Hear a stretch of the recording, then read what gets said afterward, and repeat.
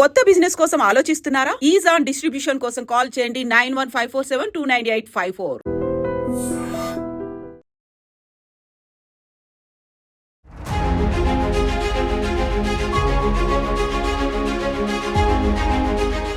Big breaking. ఇది నిజంగా చెప్పాలంటే చాలా కేసెసే ఇట్లాంటివి నమోదైనవి. పిల్లలు పిట్టల్లా రాలిపోతున్న స్పందించని ప్రభుత్వాలనే మనం చూస్తూ ఉన్నాం. ఎగైన్ మరోసారి ఇంకో స్టూడెంట్ ఆత్మహత్య చేసుకున్నాడు. రీజన్ ఏంటి అంటే ఎవరికి తెలియదు. లాస్ట్కి వస్తే తల్లిదండ్రులు ఎవరు లేకుండానే ఈ అబ్బాయి మృతదేహాన్ని గాంధీ హాస్పిటల్కి తరలించిన తర్వాత కానీ తల్లిదండ్రులకు తెలియదు మా కొడుకు చనిపోయిండు అని. ఇది ఇప్పుడున్నటువంటి ఏ కళాశాలనైనా తీసుకోండి, ఎవరన్నా ఏదన్నా రీజన్తోని పిల్లలు చనిపోతే కనీసం ఇన్ఫర్మేషన్ తల్లిదండ్రులకు, వాళ్ళ కేర్ టేకర్స్కి, ఎవరైనా గార్డియన్కి ఎవరికి ఇవ్వకుండానే చెప్పకుండానే ఏది చేయాలనో అది చేసేస్తున్నారు. తర్వాత ఏముంటుంది అని అంటే ఏముండదు ఆ కేసులో. వాళ్ళకి తెలుసా అది ఎన్ని కేసెస్ అయినాయి. ఇప్పుడు అగైన్ కేపీహెచ్పిలో ఉన్నటువంటి సాయినగర్ కాలనీలో ఉన్నటువంటి ఇగ్నెంట్ కాలేజ్కి సంబంధించిన యాజమాన్యం చెప్తున్న జవాబు కూడా ఇదే. పాపం బాబు ఎంపీసీ చదువుతున్నాడు, ఫస్ట్ ఇయర్ దట్టు. తల్లిదండ్రులు ఎన్నో ఆశలు పెట్టుకొని ఇట్లాంటి కాలేజీలని ఏరి కోరి 100 మందిని అడిగి ఈ కాలేజ్ బాగానే ఉంది మంచినే చెప్తారు అన్న తర్వాత అప్పుడు తీసుకెళ్ళి జాయిన్ చేస్తూ ఉంటారు. అక్కడ యాజమాన్యం ఫస్ట్ అసలు ఫీజు కట్టేంత వరకు ఒక రకంగా, ఫీజు కట్టిన తర్వాత ఇక అసలు మనం బాబుని వాళ్ళకేమైనా రాసిచ్చేసినామా, దత్తత ఇచ్చేసినామా అన్నట్టే ఉంటుంది. ఇక వీళ్ళకి ఏం హక్కులు ఉండవు, తల్లిదండ్రులకు ఏ హక్కు ఉండదు. ఇవి చాలా స్ట్రిక్ట్ రూల్స్ అని ప్రొజెక్ట్ చేసుకుంటూ ఉంటారు. ఆ బాబు ఎంత ఒత్తిడిలో ఉన్నా ఏమైపోయినా అసలు సంబంధమే ఉండదు. పేరెంట్స్ రావద్దు, పేరెంట్స్ కలవద్దు, హోమ్ సిక్ ఉంటే పంపించేది లేదు. ఇవన్నీ ఇట్లా terms and conditions, strict rules ఉంటాయి. ఓహో ఆహా అసలు మామూలుగా కాదు, స్ట్రిక్ట్ రూల్స్ ఉన్నాయి, కాలేజ్ అసలు ది బెస్ట్ కాలేజ్ అని తల్లిదండ్రులు కూడా అట్లనే జాయిన్ చేస్తారు. ఇప్పుడు ఏమైపోతుంది, కొంతమంది ఎవరైతే సెన్సిటివ్ ఉంటారో, కొంతమంది అనే మాటల్ని కూడా తట్టుకోలేని వాళ్ళు ఎవరైతే ఉంటారో వాళ్ళు ఎవరికి చెప్పాలో ఏం చేయాలో అర్థం కాక స్ట్రెస్ అయిపోయి లాస్ట్కి వస్తే ఇక ఎవరు వింటలేరు కదా, ఇక చచ్చిపోవడే బెటర్ అని చెప్పి చావుకి కూడా వెనకాడట్లేదు. చాలామంది ఇట్లనే చనిపోతున్న సందర్భాలు కోకొల్లలు. అవగాహన ఏమైనా కల్పిస్తారా అంటే ఏముండదు. కౌన్సిలింగ్ ఖచ్చితంగా ఉండాలి, కౌన్సిలర్లు ఖచ్చితంగా ఉండాలంటే అవి ఏముండవు. అసలు అన్ని రూల్స్ అన్నీ కూడా గాలికి వదిలేసి యాజమాన్యాలు అట్లనే ఉన్నాయి, పేరెంట్స్ కూడా మనం ఏమి పట్టించుకోకుండా అట్లనే ఉంటున్నాం. అందుకే ఈ పిల్లల చావులకు కారణమని చెప్పొచ్చు. 6 అడుగులు ఉంటాడట వాళ్ళ కొడుకు. నిన్న స్టడీ అవర్లో క్లాస్కి పోయిండు, అటెండెన్స్ కూడా ఇచ్చిండు. ఆ తర్వాత మరి ఎట్లా పోయిండో పైనకి తెలియదట. పైనకెళ్ళి ఆయన విండోకి ఉరేసుకొని చనిపోయిన తర్వాత అప్పుడు వీళ్ళ క్లాస్మేట్స్, రూమ్మేట్స్ ఎవరైతే ఉంటారో వెళ్ళి చూసేసరికి హ్యాంగ్ అయి ఉన్నాడట. ఇది వాళ్ళు చెప్తున్నటువంటి స్టోరీ, ఏవి కాలేజ్ యాజమాన్యం చెప్తున్నటువంటి స్టోరీ. సార్ మరి సీసీ కెమెరా ఉంటుంది కదా, సీసీ ఫుటేజ్ ఉంటుంది కదా మీ కాలేజ్కి సంబంధించి, ఇప్పుడు లోపలికి వచ్చిండు అంటున్నారు, వార్డెన్స్ చాలామంది ఉన్నారంటున్నారు, అసలు ప్రతి ఒక్క స్టూడెంట్ మా పిల్లల్లాగా అంటున్నారు, మేము ప్రతి ఒక్కటి చూసుకుంటామని అంటున్నారు. మరి ఈ పిల్లగాడు క్లాస్ రూమ్ల నుంచి పైనకి ఎట్లా పోయిండు, సింగిల్గా మీరు ఎట్లా ఎలో చేసిండ్రు? బాగా స్ట్రిక్ట్ ఉంటారు కదా, ఎవరిని అసలు ఎలో కూడా చేయరు. ఏం రీజన్ చెప్పి బయటకు పోయిండు? మరి క్లాస్ రూమ్లో సీసీ ఫుటేజ్ ఉంటుంది, కారిడార్లో సీసీ ఫుటేజ్ ఉంటుంది, వాళ్ళ రూమ్ పరిసరాల్లో సీసీ ఫుటేజ్ ఉంటుంది. అవన్నీ కూడా ఖచ్చితంగా మీరు చూపించాల్సిందే. అసలు పిల్లగాడికి ఏమైంది మాకు చెప్పాల్సిందే అని అటు విద్యార్థి సంఘాలు కానీ పేరెంట్స్ కానీ పాపం రోధిస్తున్నటువంటి సిచ్యువేషన్ అయితే అక్కడ కనిపిస్తుంది. ఈ సంవత్సరంలోనే దగ్గర నాకు తెలిసైతే ప్రతి సంవత్సరం ఇట్లా inter second year, first year పిల్లలు ఎంతమంది నాకు తెలిసైతే ఇప్పుడు ఉన్న పరిస్థితుల్లో 10 నుంచి 15,000 మంది చనిపోయి ఉంటారు నాకు తెలిసైతే ఖచ్చితంగా. ఎంతమంది స్ట్రెస్ తీసుకోలేక. ఇక్కడ ఇంకోటి ఏంటంటే మేము ఓన్లీ ఇక్కడ ఫస్ట్ ఇయర్కి సంబంధించిన కాలేజ్ మాత్రమే ఫస్ట్ ఇయర్ స్టూడెంట్సే ఉంటారని చెప్పారు. కానీ రీసెంట్లీ అట సెకండ్ ఇయర్ స్టూడెంట్స్ కూడా తీసుకొచ్చి ఇక్కడే క్లాసులు చెప్తున్నారట. వాళ్ళు ఫస్ట్ ఇయర్ స్టూడెంట్లని ర్యాగింగ్ చేస్తున్నారు. ఆ ర్యాగింగ్లో భాగంగా 2 రోజుల క్రితము ఈ అబ్బాయి ఎవరైతే ఉన్నాడో వాళ్ళ పేరెంట్స్కి కాల్ చేసి చెప్పిండట. ఈ అబ్బాయి పేరు వచ్చేసి కేతన్, శ్రీకేతన్. ఆయన వాళ్ళ అమ్మ నాన్నకు చెప్పిండట, ఇట్లా నన్ను ఏదో ఏదో అంటున్నారు, డబ్బుల విషయంలో ఏదో ఇట్లా సమ్ మాటలు అంటున్నారు, నేను అది తట్టుకోలేకపోతున్నా, తీసుకోలేకపోతున్నా, మీరు రండి, నన్ను తీసుకెళ్ళండి, నాకు హోమ్ సిక్ లాగుంది అని అబ్బాయి 2 రోజుల క్రితమే మాట్లాడినట. సరే మేము వస్తాం నాన్న అని కూడా చెప్పిండట. అంత లోపలనే ఇగో ఇట్లా చావు వార్త తెలిసింది. ఏమైపోవాలి వాళ్ళ పేరెంట్స్? అప్పటికి వీళ్ళు చెప్తూనే ఉన్నారట, ఏ పేరెంట్ అయినా అదే చెప్తారు, మా పిల్లల్ని కొట్టండి తిట్టండి అని ఏ పేరెంట్ చెప్పాడు.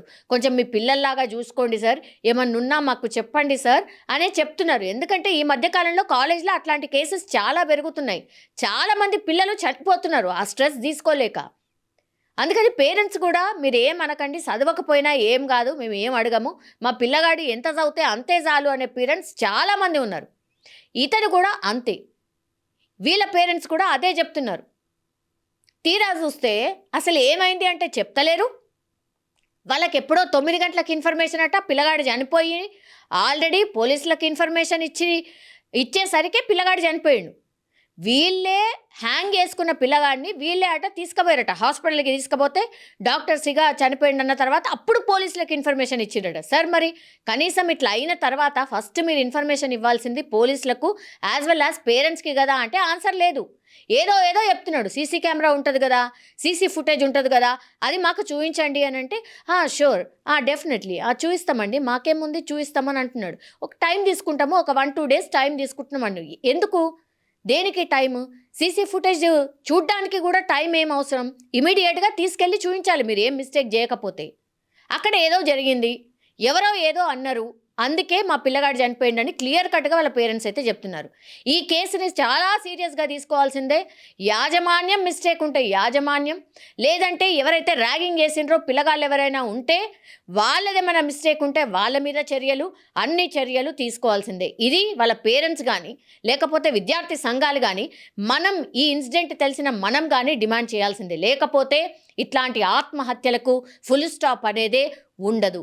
ఇది కంటిన్యూషన్ ప్రాసెస్గా మరీ భయంకరంగా పెరిగిపోతున్న పరిస్థితుల్లో దయచేసి ప్రభుత్వం కూడా దీని మీద చాలా చాలా సీరియస్గా దృష్టి పెట్టాల్సిన అవసరం ఉంది. నెక్స్ట్ అకాడమిక్ ఇయర్ స్టార్ట్ కాకంటే ముందే ఇవన్నిటినీ కూడా సరిచేయాల్సిన అవసరం డెఫినెట్లీ ఉంది అని తెలియజేయడానికే ఇట్లాంటి ఇన్సిడెంట్స్ కోకొల్లలుగా బయటపడుతున్నాయి. సో దీని మీద దయచేసి రిక్వెస్ట్గా మనం కూడా చెప్పాల్సిందే, ప్రభుత్వం దీని మీద దృష్టి సారించండి. ఇలా పిల్లల ప్రాణాలు పిట్టల్లా రాలిపోతున్నాయి, దయచేసి దీని మీద దృష్టి పెట్టండి. మాకు ఏం జరిగిందో కూడా మాతో చెప్పలేదమ్మా. నైట్ వచ్చి ఇప్పటి వరకు వెయిట్ చేస్తున్నాము, ఏం జరిగిందో కూడా చెప్పట్లేదు నాయన. నా కొడుకు చూపించండి తండ్రి, నా కొడుకుని చూపించండి, నా బిడ్డను చూపించండి, నా కొడుకుని చూపించండి అమ్మా.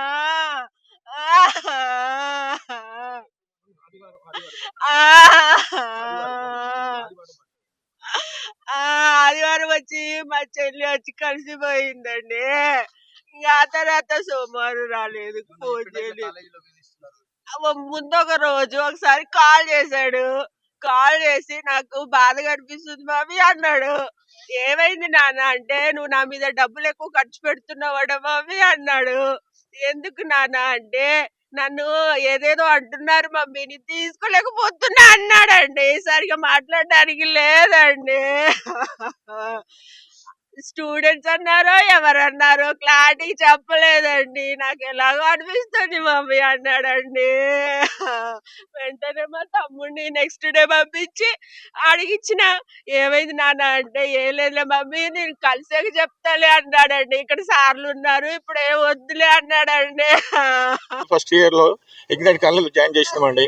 అప్పుడు యాజమాన్యం ఏంటంటే, ఈ క్యాంపస్ లో 120 మంది ఉంటారు, ఇబ్బంది ఏం లేదు అనేసరికి నేను జాయిన్ చేశాను సార్. ఇక్కడ జాయిన్ చేసిన తర్వాత మా అబ్బాయి నిన్న అసలు మాకు ఏం జరిగిందో ఏమో తెలియదు, మాకు ఏమి చెప్పకుండా ఇన్ఫర్మేషన్ ఏమి లేకుండా మాకు మన గాంధీ హాస్పిటల్కి తీసుకెళ్ళిపోయారు సార్ మా అబ్బాయిని. వాళ్ళ ఏమి రెస్పాన్సిబుల్. నైట్ మేము 2:30కు వచ్చినాం ఇక్కడికి. 2:30కు వచ్చిన తర్వాత నైట్ నుండి ఇక్కడే ఏం చేసినా కూడా మాకేం రెస్పాన్స్ అవ్వట్లేదు. అతను ఎలా చనిపోయాడు? అతను ఏంటంటే చనిపోయేంత పిరికి వాడైతే కాదు మా అబ్బాయి. మా అబ్బాయి 6 అడుగులు ఉంటాడు. కిటికీకి హ్యాంగింగ్ చేసుకొని ఇది చేశారు అంటున్నారు. మరి ఆ కిటికీ ఎక్కడ హ్యాంగింగ్ చేశారని ఆ ప్లేస్ కూడా మాకు చూపించట్లేండి. దయచేసి మాకు న్యాయం కావాలి. యాజమాన్యము నాకు న్యాయం చేయాలని కోరుతున్నాం. మాకు ఏదైతే ఉందో ఆ ప్లేసు హ్యాంగింగ్ అయ్యే ప్లేసు మాకు చూపించాలి. దీనికి ఏంటంటే దీంట్లో దీంట్లో తీసుకొచ్చి సీనియర్స్ ర్యాగింగ్ కూడా కొంచెం ఉందని చెప్పి మాకు కొంచెం ఇప్పుడిప్పుడే తెలుస్తుంది. ఆ సీనియర్స్ ఇందులో అసలు దీంట్లో లేరు. మేము జాయిన్ చేసినప్పుడు ఆ సీనియర్స్ ర్యాగింగ్, ఆ రూమ్మేట్స్ ర్యాగింగ్ వల్ల మా అబ్బాయి యాజమాన్యం దీని వల్ల చనిపోయాడండి. దీనికి నాకు న్యాయం చేయాలని నేను కోరుతున్నానండి. ఇగ్నైట్ జూనియర్ కళాశాలలో శ్రీకేతన్ అనే విద్యార్థి యొక్క ఆత్మహత్య సంఘటన అనేక అనుమానాలకు తావిస్తుంది. ఈరోజు పోలీసులు కావచ్చు, లేకపోతే కళాశాల యాజమాన్యం కావచ్చు, గురేసుకున్నారని చెప్పేసి చెప్తా ఉన్నారు. మరి అసలు ఏదైతే చిన్న కిటికీ ఉంది, ఆ కిటికీకి ఉరేసుకుంటారని చెప్తా ఉండ్రు. అబ్బాయి ఇప్పటి 6 ఫీట్ల పొడుగున్నటువంటి అబ్బాయి ఏ రకంగా అది సాధ్యపడింది? అనేక అనుమానాలు తావిస్తున్నాయి. కేవలం 300 రూపాయలు ఫీజు డ్యూ ఉంటే నిన్న మొన్న పేరెంట్స్ కి ఫోన్ చేసి 300 రూపాయలు ఫీజు తీసుకున్నటువంటి ఇగ్నైట్ కళాశాల యాజమాన్యం ఈ విద్యార్థి చనిపోయిందని చెప్పేసి దాదాపు 4:30 నుంచి ఈ ఏదైతే 8:30 ప్రాంతం లోపల ఏదైతే అబ్బాయి స్టడీ అవర్కు రాలే అని చెప్తా ఉన్నారు. మరి లంచ్ టైంలో చూసినామని చెప్తా ఉన్నారు. ఈ సందర్భం లోపల ఎవరు కూడా గుర్తించలేదు. తర్వాత తల్లిదండ్రులకు కూడా రాత్రి 9:30 ప్రాంతంలో సమాచారం అందించారు. అది కూడా పలానా అబ్బాయికి సీరియస్ ఉంది, హాస్పిటల్ అని చెప్పారు. తల్లిదండ్రులకు ఎటువంటి సమాచారం లేకుండా పోలీసులు కావచ్చు, కళాశాల యాజమాన్యం కావచ్చు, ఎటువంటి సమాచారం ఇవ్వకుండా గాంధీ హాస్పిటల్ కు మరి గాంధీ హాస్పిటల్ మార్చూరికి ఎందుకు తరలించారు, ఎందుకు అంత హఠాత్తుగా పోస్ట్ మార్టం చేపియాలని చెప్పేసి ఎందుకు అనుకున్నారు అనేది ఇప్పుడు సమాధానం చెప్పాల్సినటువంటి అవసరం ఉంది.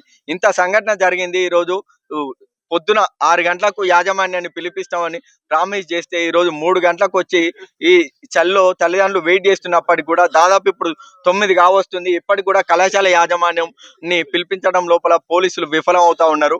మేము ఒక్కటే డిమాండ్ చేస్తా ఉన్నాం, శ్రీకేతన్ కుటుంబానికి న్యాయం జరగాలి, న్యాయం చేయాలని చెప్పేసి మేము విద్యార్థులుగా డిమాండ్ చేస్తా ఉన్నాం. వెంటనే కళాశాల యాజమాన్యాన్ని, కళాశాలకు కూడా చూస్తే ఒక బోర్డు లేదు, ఒక చిన్న నోటీస్ బోర్డు కూడా లేదు. మరి ఏ రకంగా ఇది కళాశాలగా గుర్తిస్తా ఉన్నారు? వెంటనే కళాశాల అనుమతులు రద్దు చేయాలి, కళాశాల యాజమాన్యాన్ని దీనికి బాధ్యులైన వారిని అరెస్ట్ చేయాలని చెప్పేసి జేఎన్టీయూ విద్యార్థులుగా మేము డిమాండ్ చేస్తా ఉన్నాం. ఆ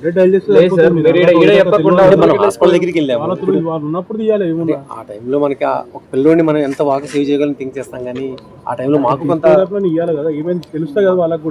కాదంటలేదు. మీరు చెప్పింది ఆ టైంలో మనకు అది క్లిక్ అయిపోవచ్చు. అంటే ఆ టైంలో మనం ఇమీడియట్గా చేయలేము, పిల్లల్ని మనం బెటర్గా సేవ్ చేసుకోవాలి, మా పిల్లలు ఏంటి ఇలా అయ్యాడని మేము అనుకుంటాం. కానీ ఆ టైంలో కొంచెం మాకు ఆలోచన రాదు. ఇప్పుడు డోర్ లాక్ అసలు వేసేయలేదు.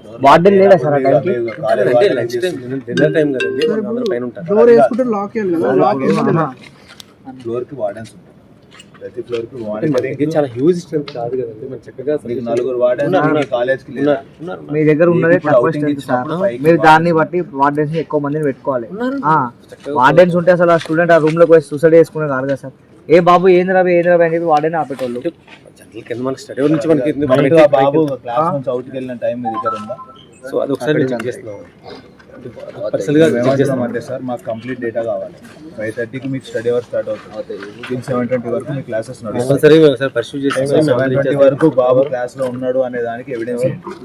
7:20 లోపల బాబున్న ఇన్ఫర్మేషన్, 6:15కి బాబు వెళ్ళిపోయింది అనేది ఇన్ఫర్మేషన్. ఏదన్నా బయటకు వచ్చాయినా మనం క్లాస్ రూమ్ నుంచి బయటకు వచ్చేది వాష్రూమ్ అని చెప్పి అదే టైంలో మీరు తాళం లేదంటున్న హాస్టల్ రూమ్స్ కి మీరు తాళం వేస్తారు. ఇందాకేమన్నా డిన్నర్ టైంలో ఓపెన్ చేస్తున్నా అన్నారు. మరి ఇప్పుడు 6:15కి వెళ్ళినంటే మరి మీరు ఎట్లా చెక్ చేస్తా అంటారు? మరి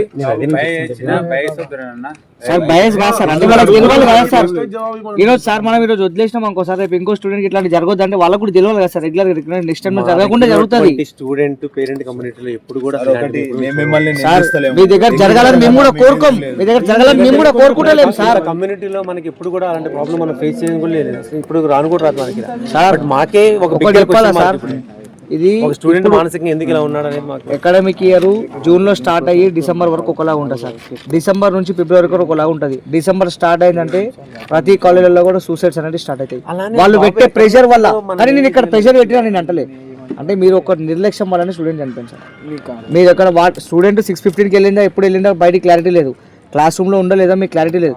జనరల్గా ఒక స్టూడెంట్ క్లాస్ రూమ్కి రాకుండా హాస్టల్లో ఉన్నట్టే మీరు పోయి పదే ఏమైంది వాట్ ఈస్ వాట్ అనేది కనుక్కుంటారు కదా సార్ రెగ్యులర్గా. మళ్ళీ ఈరోజు ఎందుకు కనుక్కోలేదు సార్? వాళ్ళ క్లాస్ రూమ్లో మీరు పీరియడ్కి అటెండెన్స్ తీసుకుంటారు, ఎంతమంది వచ్చారు స్టూడెంట్ వాట్ ఈస్ వాట్ అనేది మీరు ఒక చెక్ చేసుకుంటూ ఉంటారు కదా సార్. సారీ మనకి మార్నింగ్ లంచ్ బ్రేక్ అలా ఉంటాయి కదండి. అవును సార్, మీరు రెగ్యులర్గా క్లాస్ టు క్లాస్ ప్రతి పీరియడ్ వాట్ ఈస్ వాట్ ఏం జరుగుతుందని చెక్ చేసుకుంటారు సార్. ఎప్పుడో జరిగిందా సార్ వాళ్ళు చెక్ చేసేది సార్, మీరు ఏం చేస్తారు సార్? మీకు ఒక రెస్పాన్సిబిలిటీ ఉండాలి కదా సార్. స్టూడెంట్ దగ్గర ఉన్నామండి సార్ వాళ్ళు మమ్మల్ని సార్ మీ మేనేజ్మెంట్ మీ దగ్గర స్టూడెంట్ దగ్గర ఉన్నది ఓన్లీ 5 మెంబర్స్ అన్నా సార్. యాక్యురేట్ డేటా మీరు ఎప్పుడు చెప్పగలుగుతారు? ఎన్నింటికి? రేపు పొద్దున మీరు కనపడకపోతే నేను ఎవరిని అడగాలి? ఎందుకంటే సార్ వాళ్ళు ఉన్నారు సార్, ఎస్ఐ సార్ ఉన్నారు కదా సార్, ఎస్ఐ సార్ కూడా ఉన్నారు, సిఎస్ఆర్ కూడా ఉన్నారు. ఇప్పుడు సిఎస్ఆర్ ఉన్నారు. మేము ఏమంటున్నాం అంటే రేపు పొద్దున టైం తీసుకోండి, మాకు ఇప్పటికిప్పుడు చెప్పాలని కాదు. మేము ఏమంటున్నాం అంటే రేపు పొద్దున అసలు బాబు క్లాస్ రూమ్ నుంచి బయటకు వచ్చిన ఫుటేజ్ మీ దగ్గర ఉంటుంది, ఇన్బుల్ట్లో రూమ్కి వెళ్ళిన ఫుటేజ్ మీ దగ్గర ఉంటుంది. ఆ టైం డేటా అనేది మీ దగ్గర యాక్యురేట్గా ఉంటే జరిగింది ఆయన పర్సనల్ రీజనా కాలేజ్ రీజన్ అనేది తర్వాత ఇన్వెస్టిగేషన్లో తెలుస్తుంది, అది సార్ వాళ్ళు చెప్తారు. బట్ యాక్యురేట్ టైం డేటా అనేది కూడా మన దగ్గర మినిమం అవగాహన లేకపోతే మీరు ప్రిన్సిపల్గా మీ విద్యార్థి సంఘాలుగా ఇద్దరం వేస్ట్. అట్లా విధంగా ఏంటంటే బాబుని తీసుకెళ్లే హర్రీలో మేము దాన్ని సరే సార్, నేను సార్ మీరు ఎందుకు పర్మిషన్ లేకుండా తీశారు అని నేను అడగట్లేదు, వేరేది ఏమీ అడగట్లేదు. బాబు కనీసం క్లాస్లో అటెండెన్స్ తీసుకున్న విద్యార్థి అటెండెన్స్ తీసుకున్నాక without permission of the class in charge or the class SL వీళ్ళు లేకుండా మీరు లోపలికి ఎప్పుడు వెళ్ళారు? అసలు పైకి యాక్సెస్ ఎందుకు వచ్చింది? మీరు రూమ్ డోర్స్ అయితే యాక్సెస్ ఉండవు, మరి ఆ టైంలో ఓపెన్ చేయాల్సిన అవసరం ఎందుకు వచ్చింది? నేను చెప్పిన రీజన్. ఈ యాక్యురేట్ డేటా మాకు మార్నింగ్ 9:30కి మేము వస్తే మాకు ఇవ్వగలుగుతారా? కొంచెం టైం తీసుకోండి. అంతే సార్, ఇప్పుడు ఆయన ప్రిన్సిపల్ కాబట్టి ఆయన పొద్దున అది ఇస్తే ఇంతే కదా సార్ మేము అడిగేది కూడా. అప్డేట్ మార్నింగ్ కళ్ళు ఇవ్వండి సార్, ఎందుకంటే లేకుంటే ఇది సెన్సిటివ్ ఇష్యూ. లోపల మాత్రం పిల్లలతో కూడా లోపల భయభ్రాంతులు గురై ఉంటారు కాబట్టి విద్యార్థులు ఆ ఫ్లోర్ ఏదవుతుందో మిగతా ఫ్లోర్స్ లో అకామిడేట్ చేయండి.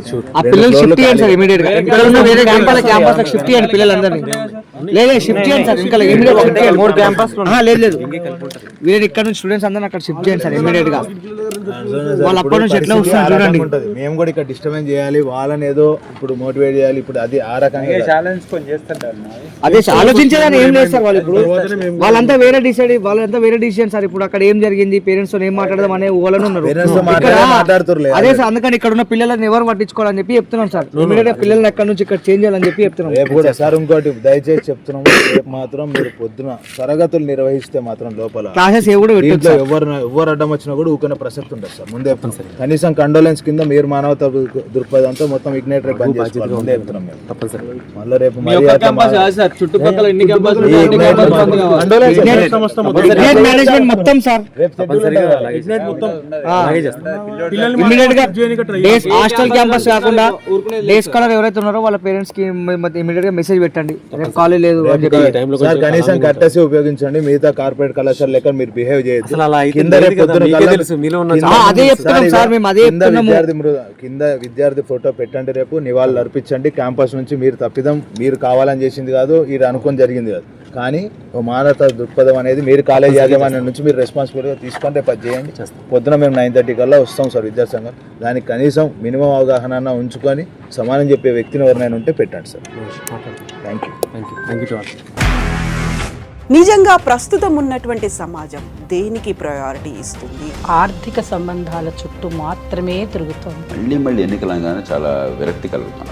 మంచి అనిపిస్తుంది కదా, లేడీస్ కూడా ఛాలెంజింగ్ జాబ్స్ చేసినప్పుడు చాలా బాగుంటది. ట్రాఫిక్ అసిస్టెంట్స్ గా నియమించిన ట్రాన్స్జెండర్స్ అందరితో సాల్యూట్ చేయించుకుంటున్నారు. ఫుడ్ డెలివరీ ఇవ్వటానికి వెళ్ళినటువంటి డెలివరీ బాయ్ అనిల్ పై కళ్ళ ముందు